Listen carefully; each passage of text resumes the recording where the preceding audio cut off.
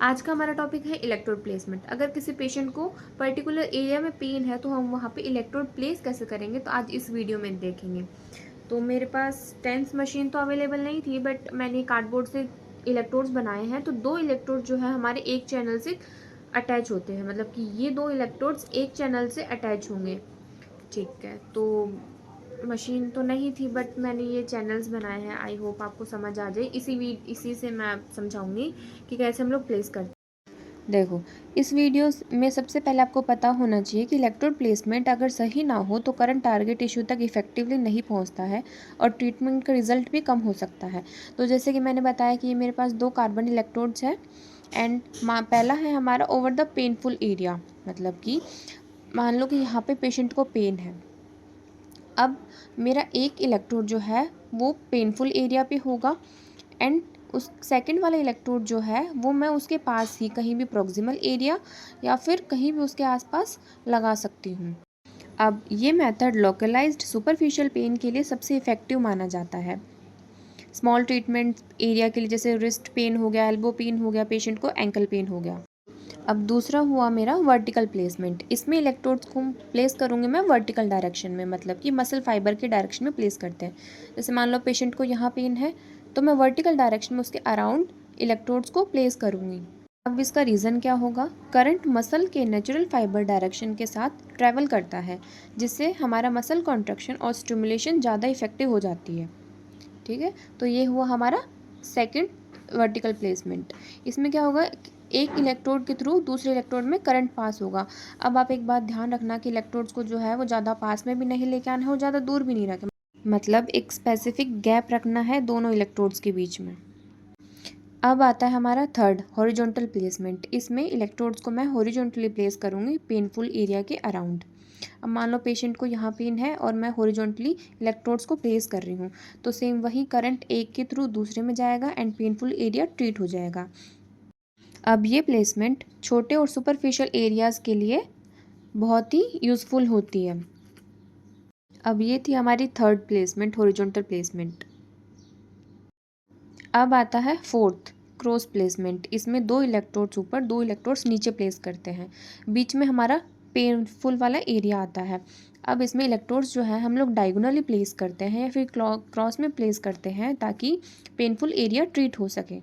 अब इससे क्या होगा, करंट टिश्यू को 2 डायरेक्शन से पास करता है, जिससे डीपर स्ट्रक्चर्स तक स्टिमुलेशन पहुंच सकती है।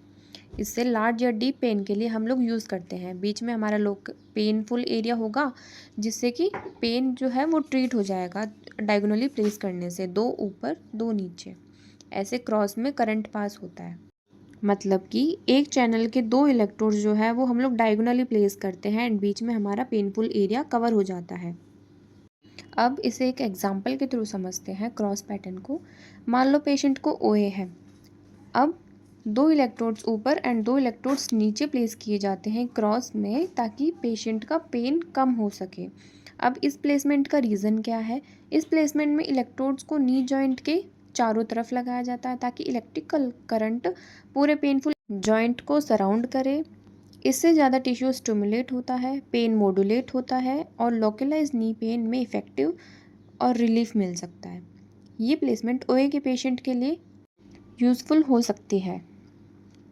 अब नेक्स्ट मेथड हमारा आता है रेडिएटिंग पेन के लिए, कि हमारा रेडिएटिंग पेन के लिए हमारे प्लेसमेंट कैसा होगा। तो वो होता है हमारा जिगजैग पैटर्न में, मतलब कि अब पहला इलेक्ट्रोड हमारा आएगा जहाँ से हमारा पेन ओरिजिनेट हो रहा है, इट मीन्स बैक पे, एंड दूसरा प्लेसमेंट इलेक्ट्रोड प्लेसमेंट हमारा आएगा ग्लूट्स पे। पहला रखा बैक पे, दूसरा रखा ग्लूट्स पे, एंड तीसरा आएगा हमारा थाइस पे, मतलब कि जिगजैग पैटर्न में हमें इलेक्ट्रोड्स को प्लेस करना है। एंड लास्ट वाला